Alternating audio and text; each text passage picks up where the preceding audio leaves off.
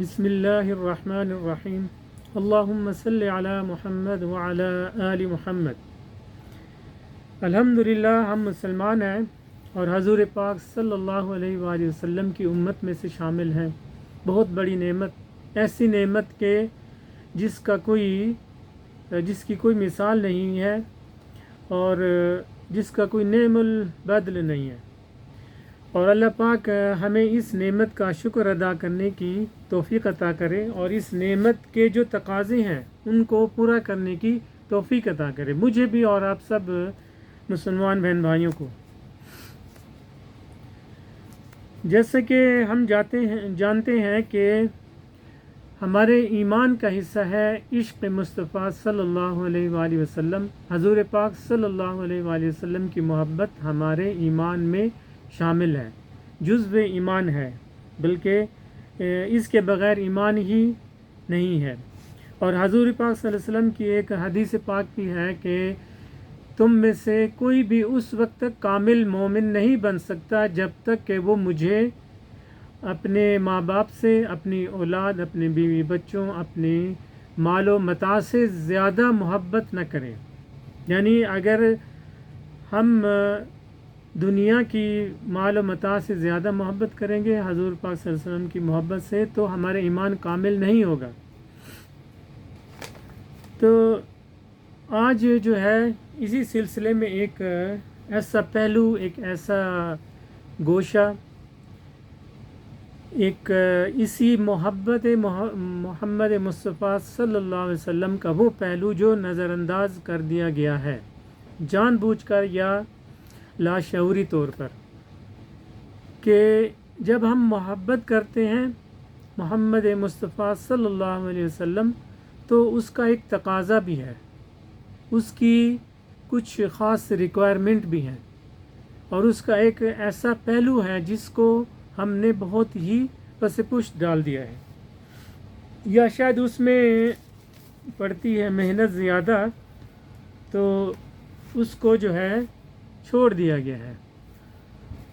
اس پر working نہیں ہو رہی، اس پر جو ہے سوچ و بچار نہیں ہو رہی، ہم اپنی ایفرٹس کو اس کی طرف نہیں لے کے آ رہے۔ تو آج کی میری اس گفتگو کا یہ مقصد ہے، اور دعا ہے اللہ پاک سے کہ ہمیں اس کو سمجھنے کی توفیق دے اور اس پر عمل کرنے کی بھی توفیق دے۔ اور دوسری بات یہ کہ میں تو اپنی دعاؤں میں مسلسل یہ دعا بھی میری شامل ہوتی ہے کہ اے اللہ پاک میرے دل میں اور تمام امت مسلمہ کے دل میں حضور پاک صلی اللہ علیہ وآلہ وسلم کی، آل محمد صلی اللہ علیہ وآلہ وسلم کی اور اصحاب محمد صلی اللہ علیہ وآلہ وسلم کی محبت نصیب کر۔ اس دعا میں اس کو شامل کرتا ہوں، اور اللہ پاک اس کو قبول کرے اور ہمیں اس محبت مصطفیٰ کو صحیح طور پر سمجھنے کی توفیق بھی دے۔ اور اس سلسلے میں صرف کچھ باتیں میں آپ سے شیئر کرنا چاہ رہا ہوں کہ ہم اس کا دم بھرتے ہیں محبت مصطفیٰ کا، تو اس کو کیسے ہم اپنی زندگیوں میں شامل کریں، جیسے کہ حضور پاک صلی اللہ علیہ وسلم کے اصحاب کرام نے اور تمام وہ جو مومنین ہیں یا ہمارے اسلاف ہیں انہوں نے اپنی زندگیوں میں اس کو شامل کیا اور اس کا عملی جو ہے وہ اظہار کیا، عمل کے ذریعے اس کا اظہار بھی کیا۔ حضور پاک صلی اللہ علیہ وسلم کے دور میں بھی بہت ساری حالات و واقعات پیش آئے، اور اس کے بعد حضور پاک صلی اللہ علیہ وسلم کا ریئیکشن، ان کا عمل، اصحاب کرام کا ریئیکشن، ان کا عمل ہمیں بہت ساری چیزوں کی ترغیب دلاتا ہے، ہمیں بہت ساری چیزوں پر عمل کرنے کی جو ہے وہ نصیحت کرتا ہے۔ جیسا کہ آج کل ہم دیکھتے ہیں کہ حالات و واقعات بہت ہی زیادہ ایسے آ رہے ہیں یا ہم دیکھ رہے ہیں کہ جن کو دیکھ کر دل کڑتا ہے، اور بہت ہی افسوس ہوتا ہے کہ یہ اسلام کے اندر ان چیزوں کو کیسے اسلام کا حصہ بنا دیا گیا نعوذ باللہ، یا ان کو اسلام سے ریلیٹ کر دیا گیا کہ کوئی بھی چیز جو ہے وہ اس کو توہین مذہب سے ریلیٹ کر دیا جاتا ہے، توہین رسالت سے ریلیٹ کر دیا جاتا ہے، لیکن یہ نہیں سمجھا جاتا کہ اس سے بھی بڑی اور چیزیں ہیں جو توہین مذہب کے زمرے میں آتی ہیں۔ مثلا میرا تو یہ خیال ہے کہ جب کوئی نماز نہیں پڑھتا تو وہ بھی ایک طرح سے توہین کر رہا ہوتا ہے، توہین مذہب، توہین رسالت کر رہا ہوتا ہے کہ اللہ پاک کے حکم کی خلاف ورزی کر رہا ہے، رسول پاک صلی اللہ علیہ وسلم کے حکم کی خلاف ورزی کر رہا ہے، زکوٰۃ نہ دینا، دوسروں کو ان کا حق نہ دینا، ظلم و زیادتی کرنا اور حق کو چھوڑ دینا صرف تھوڑے سے دنیاوی مقاصد کی خاطر، سب کچھ جانتے بوجھتے ہوئے کہ ساری چیزیں اس کے مد نظر ہوتی ہیں، اسے پتہ ہوتا ہے کہ یہ غلط ہے، یہ باطل ہے، پھر بھی وہ اسی کو اپنا لیتا ہے، حق کو چھوڑ دیتا ہے۔ وجہ کیا؟ دنیاوی مقصد، تھوڑا سا چھوٹا سا حقیر سا۔ یہ بھی ایک جو ہے توہین مذہب کے زمرے میں آتا ہے کہ وہ اللہ کے رسول کے حکم کی خلاف ورزی کر کے کیا وہ توہین رسالت کا مرتکب نہیں ہو رہا؟ ظلم و زیادتی کر کے کیا وہ توہین رسالت کا مرتکب نہیں ہو رہا؟ نماز کا وقت ہے، ایک تاجر اپنی تجارت میں بیٹھا ہوا ہے، دکان میں بیٹھا ہوا ہے، اپنے آفس میں بیٹھا ہوا ہے، اذان ہو رہی ہے، نماز نہیں پڑھ رہا، وہ کیا یہ توہین مذہب کا مرتکب نہیں ہو رہا؟ کیا یہ بات اس کے سمجھ میں نہیں آ رہی کہ یہ بہت بڑا حکم ہے؟ قرآن پاک میں آیا ہے کہ جب جہنمیوں سے پوچھا جائے گا کہ تم جہنم میں کیوں داخل ہو گئے، وہ کہیں گے کہ ہم نماز نہیں پڑھتے تھے۔ ایک بہت بڑے حکم کو چھوڑ دیا گیا، کیا یہ توہین مذہب نہیں ہے؟ کیا یہ توہین رسالت نہیں ہے کہ حضور پاک صلی اللہ علیہ وسلم کے بہت ہی پیارے عمل کو، کہ اللہ کے نبی پاک صلی اللہ علیہ وسلم نے فرمایا کہ نماز میرے آنکھوں کی ٹھنڈک ہے۔ اس بارے میں مسلمان سوچیں کہ خام خواہ جو ہے وہ بہت بڑے عمل کو کیوں چھوڑ رہے ہیں۔ اس کے علاوہ ظلم، زیادتی، جبر، حق کی سرپرستی نہ کرنا، باطل کو جو ہے اپنانا خام خواہ کا،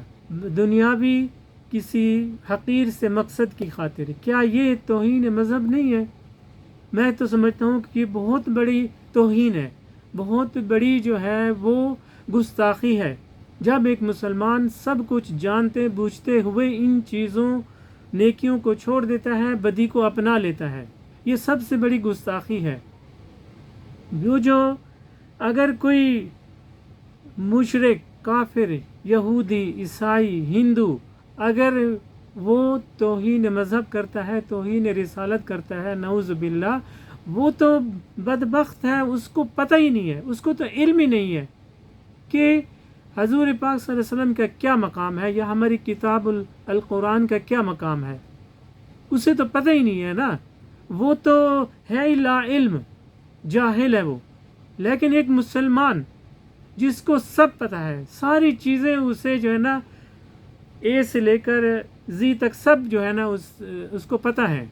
قرآن سنت میں سب درج ہے،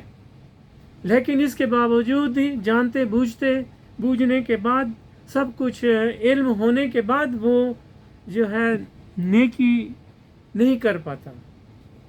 یا احکام خداوندی کو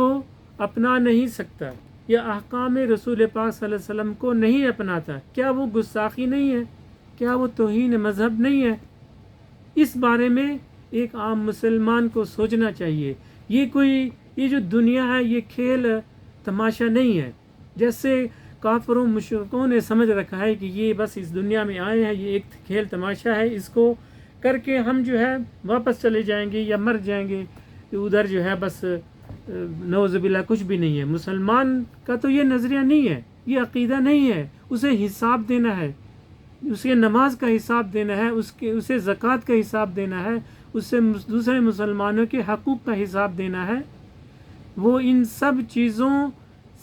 سے جو ہے وہ اپنا چھٹکارا نہیں حاصل کر سکتا جیسا کہ دوسرے مشرکین کفار نے سمجھا ہوا ہے.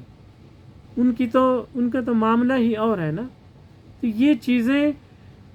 بس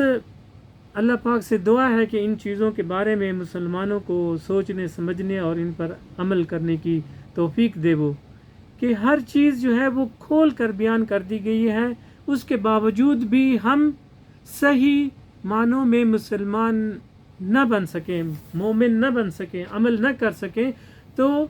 میں سمجھتا ہوں کہ یہ بھی ایک توہین مذہب کے زمرے میں آتی ہے بات. جب کوئی مسلمان بندہ نیکی کو چھوڑ دیتا ہے, حق کو چھوڑ دیتا ہے, باطل کو اپنا لیتا ہے, یہ بھی توہین رسالت کا ایک طرح سے مرتکب ہو رہا ہے بندہ. اللہ پاک توفیق دے ان سب چیزوں کو سمجھنے کی, اور آپ کو, مجھے اور سب مسلمانوں کو صحیح معنوں میں اسلام کے اوپر چلنے کی توفیق عطا کریں, اور اس کے لیے دعا بھی کریں کہ اللہ پاک ہماری مدد کرے اس میں, کہ اس چیز کے بغیر گزارا نہیں ہے. یہ ساری چیزیں ان کو سوچنا سمجھنا ہے, اور ان کے اوپر عمل کرنا ہے. اللہ پاک توفیق دے. جزاک اللہ خیر. خدا حافظ.